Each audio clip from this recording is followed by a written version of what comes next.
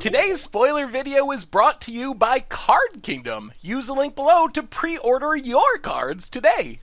Hello everyone, it's Seth, probably better known as Saffron Olive, and it's time for our final dose of Ultimate Master spoilers. So just a few minutes ago, like a half hour ago, we finally got the complete set of Ultimate Masters, and it did not disappoint. While we don't have many high value rares to talk about today, we got most of them with the box toppers, and over the last 2 days, we still have some rares to talk about, and some really exciting lore rarity stuff for various reasons. So today, the plan is simple. We're going to go over the rest of the rares that we haven't talked about, also talk about some really cool lore rarity stuff, and then I wanted to point you to the full spoiler over on the Goldfish site. So if you want to browse around, see all the cards in a sortable manner by like rarity and color and all that stuff, make sure to follow the spoiler link down below over to the Goldfish site where you can see all that stuff. Anyway, a quick reminder before we break down our last day of daily Ultimate Masters spoilers. If you haven't already and you enjoy this video, it would be amazing of you if you could take a second, click that subscribe button down at the bottom of your screen.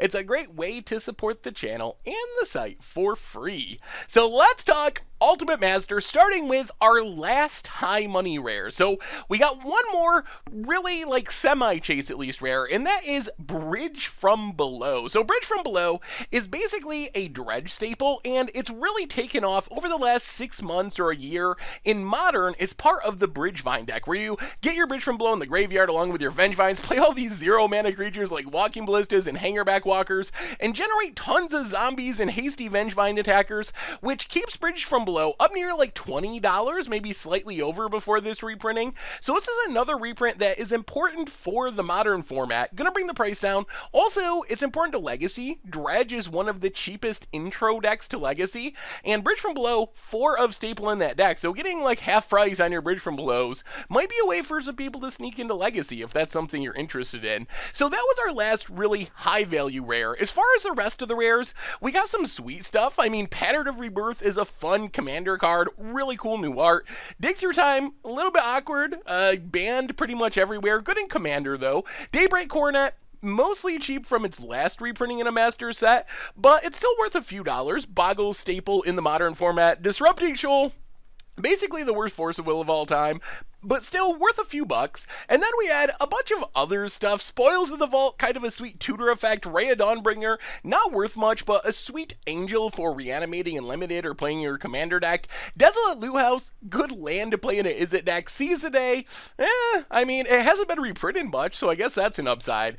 But the rares in general from our last day of spoilers, kind of just filling out the set, which is mostly fine because we had so many strong rares in the set, and I don't even want to undersell these rares. Things like Spoils of the Vault are still worth $3, $4, or $5, so it's not like they're completely bulk 10-cent rares, although who knows, after the set's open, some of these cards will drop down to that price, but they're still fine fillers. So overall, the rare slot from Ultimate Masters, very, very strong. However, the most exciting part of our last days of spoilers, where we got the full set, was how much value there is in the uncommon slot. So I was thinking we were pretty much going to be done with the good stuff. The Wizard has already showed us all the high value commons and uncommons, but in the last day of spoilers, we got Devoted Druid, like $5. Mistfall Plains, like $6. Golgari Thug Dredge Staple is another like $5 card. Sleight of Hand, this one's really weird. Not only is it like $4 normally, the only black border foil printing is like $150, a ridiculous price.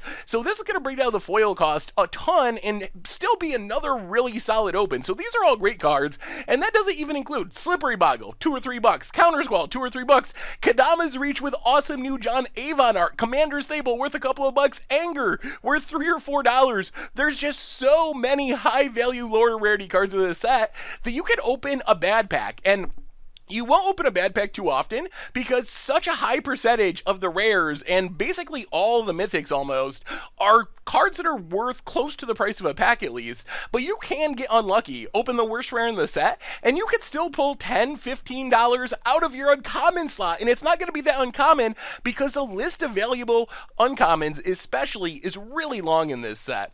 Finally, I mean, Conflagrate Buried Alive keeps the trend going. These are cards that aren't super expensive, but Conflagrate great Dredge staple in Modern, worth like $3. Buried Alive Commander All-Star for graveyard decks, another like $3, even though it's been reprinted multiple times. It just has a lot of demand for Commander decks. And even beyond the value, we got some sweet stuff as well. Like, one of the themes of Ultimate Masters has been cards that were formerly rares downgraded to the uncommon slot, which is super awesome because in past Master sets, one of the big complaints was weak rares and getting kind of those bulk filler rares. And one of the ways that Wizards kind of got around this problem in Ultimate Masters was by downgrading. There's probably like 20 cards in the set, at least, that used to be rares that are now uncommons in Ultimate Masters. So this includes things like Angel of Despair, a great commander card, really powerful reanimation target for limited. Hero of Iroas, there's like a Boggle sub-theme in the set for limited. Great card there. Matamodijin has been a rare for the history of Magic, all the way back to Alpha, coming down to the uncommon slot. Spirit Karen, I don't know why that card is actually a rare or was a rare, but much better in the uncommon slot. So these cards would have felt horrible had you opened them as a rare in your $10, $15 pack of Ultimate Masters. But getting these cards that used to be rares in the uncommon slot, it's going to make the packs feel so much better than some past Masters sets.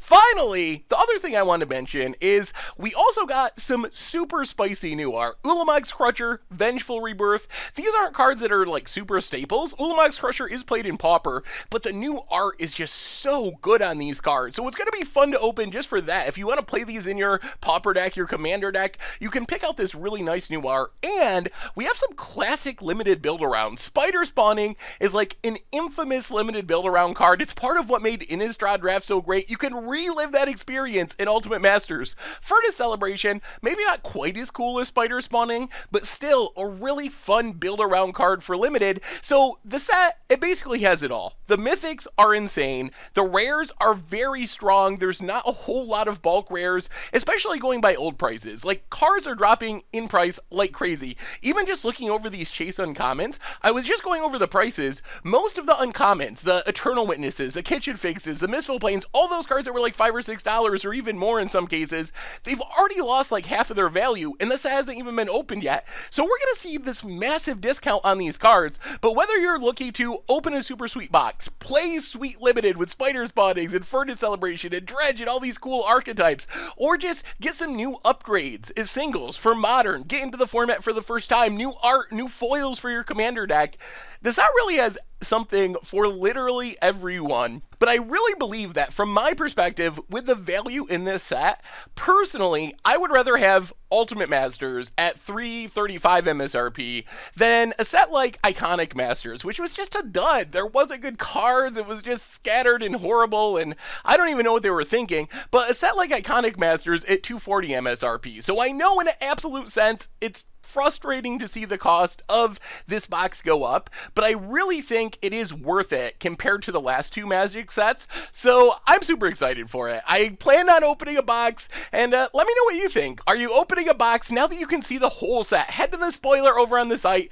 look over all the cards, the new art, the value, the rares, the mythics, all that stuff. What do you think? Now that we have the absolute full picture of Ultimate Masters, are you getting a box? Are you going to pick up cheap singles? Are you getting into Modern? Are you upgrading your Commander decks?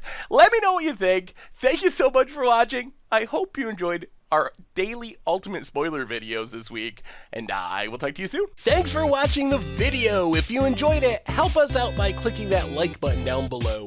And to keep up on all the latest and greatest, click that subscribe button. And don't forget to hit that bell icon to get alerts whenever we have new videos. And if you want to, check out some of our other sweet videos here and here.